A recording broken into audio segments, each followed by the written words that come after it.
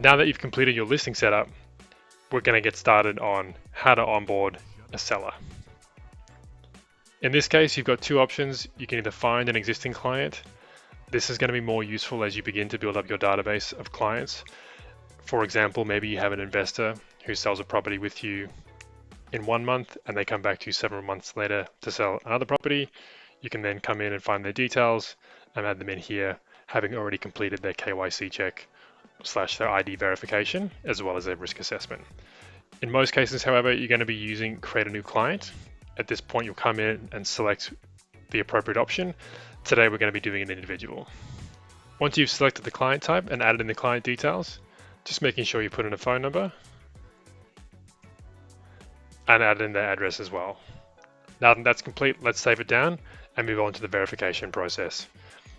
In this instance, you're going to choose between remote or in person. In most cases, you'll be using the ID verification.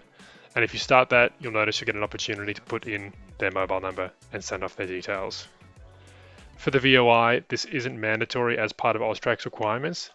It's used when you want to do 100 points of ID. For example, an ID or a passport, as well as perhaps a utility bill or a Medicare card or something else in between. If you're with the client in person and prefer to take the photo and not have them do the liveness check, then you've got two main options. The primary one is going to be using the ID scan. However, there is a manual ID entry as a fallback here, which you can put their details in one line at a time.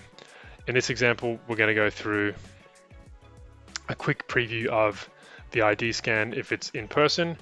If you're on a laptop and you create the check, this will generate a QR code for you to scan on your mobile.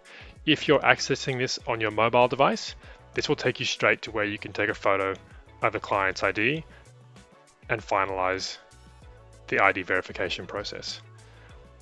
We're going to go ahead and complete this ID verification remotely in the background, and we'll come right back.